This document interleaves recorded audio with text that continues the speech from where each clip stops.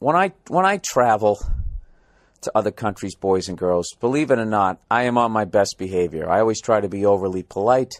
I try and learn a couple of words, and I try to figure out their money system, so I'm not like going, one of the weirdest things when you go to another country is you immediately feel like a child, especially if you don't know the language, and you just, the funniest thing is money transactions.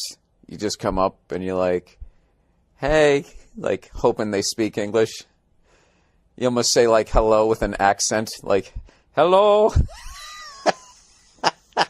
That's what you do. You basically speak English in your interpretation of their accent, hoping they're going to understand you. And then they're like, 2,000 Deutschmarks or something. And then you just get a handful of fucking coins. And you just guess. And you hand it to them. You just feel like a little kid. Like, is this enough for that stuff? And you hand it to them. And then you just wait. And you're waiting for that, like, could I have a little more? Or are you fucking shitting me? Or they just sort of take it. And, anyways, what's cool over here is Denmark. They have really cool. I like their money. I like any sort of money that has a little hole drilled in the middle of it. Like some Lilliputian people used it as wheels, and they somehow removed the axle, and then the giant people used it as currency. I like that type of stuff. So anyway, so I come over here. I'm on my best fucking behavior. And when I'm in the States and somebody comes over there and they're from another country, I try to be extra nice to them so they have something nice to say. So anyway, so I come here to Copenhagen, which is in Denmark for all you Americans.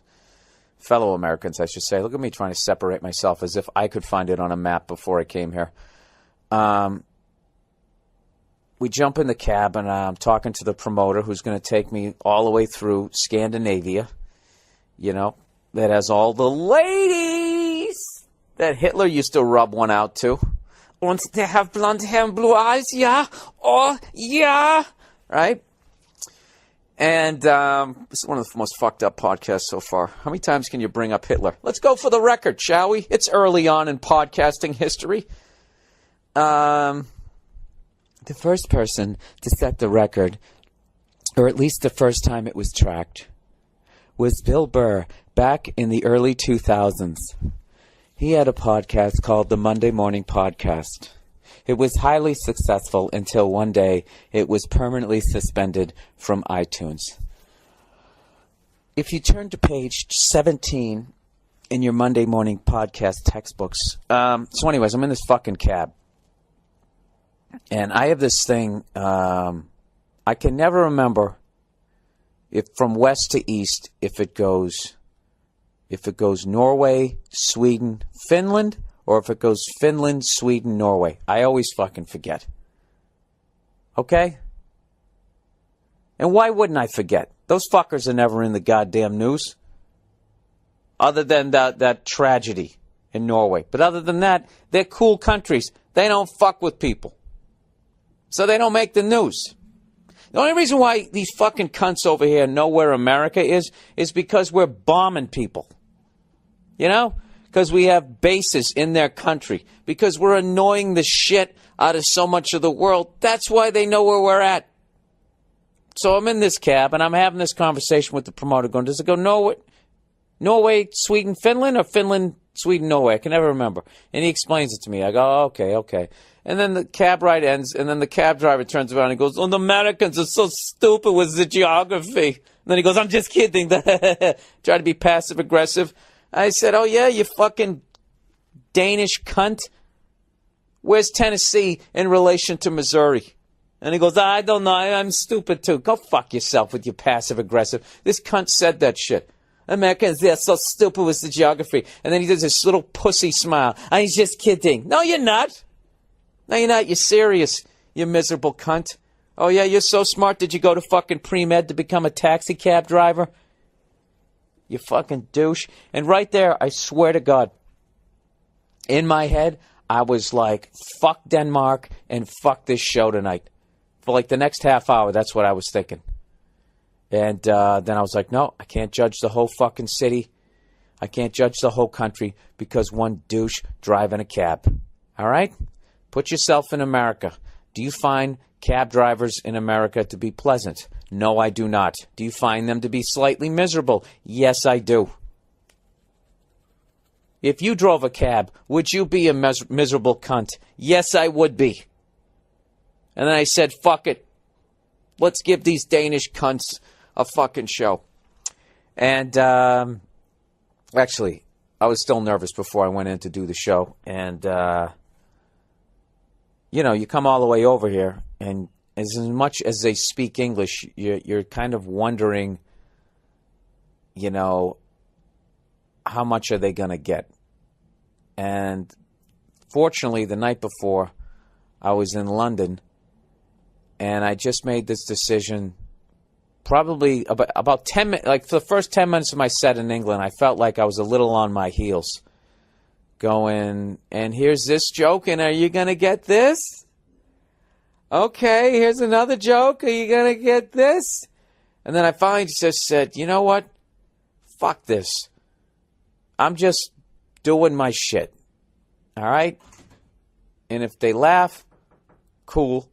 If they don't, oh, Jesus, is this going to be room service? Hang on one second. You're going to get to hear me talk to a Danish person here. Hello? Hi. Yes. Yes. Do you use anything from the minibar I should fill up? No. Minibar's cool. Okay. Okay? All right. Thank you. Oops. I got it. All right. Thank you. Goddamn European doors. I can't even close them. So anyways. Yeah, so I learned that when I was doing the show in London. I just said, to hell with it, Just do the shit like you're standing in the middle of Kentucky. Fuck it. Just do your act, and if they laugh, they laugh, and if they don't, I will address it. I will then make fun of the fact that I was so stupid that you thought I was going to get it, or something will come to me. And then I was able to relax, and I had this fucking awesome show in London. So I was like, well, it worked in London. Let me do that over here.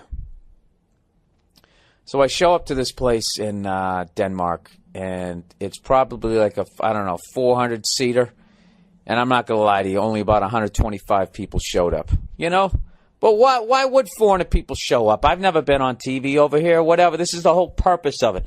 And I got free DVDs for all these people, right?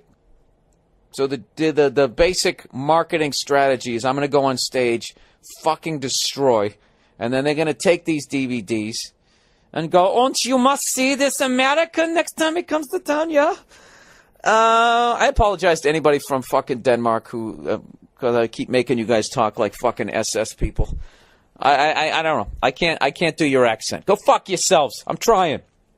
So, they have this dude from Sweden open the show, and he comes up and he's speaking, Swedish, Danish, I don't know what the fuck.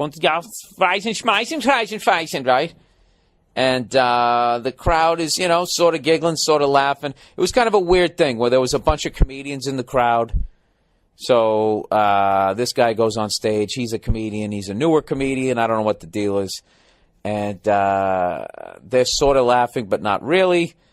And then in my head, I'm like, oh, no, fuck. Is this what's going to happen to me? And but I don't know. I just felt like this great vibe in the room. I went out there.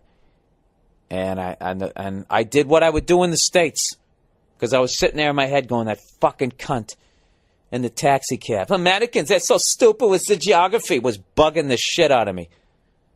But I didn't want to go up there and shit on one of their countrymen, because I thought they would all pull back and then they wouldn't like me. Then I was like, well, what if this was the States? What if you were down south? You're clearly a fucking Yankee. If some guy said, hey, buddy, you fucking critique, the South's going to rise again. That's what the fuck I would open with. So I said, to hell with it. That's what I'm doing here. And I went out there and I shit all over the guy. And I basically said something to the effect of, yeah, did you go to medical school to become a taxi driver? And they laughed their asses off. And I was like, oh, look at this. It's just like America, except they're bilingual. And everything went great after that. So, and there's my European story so far. European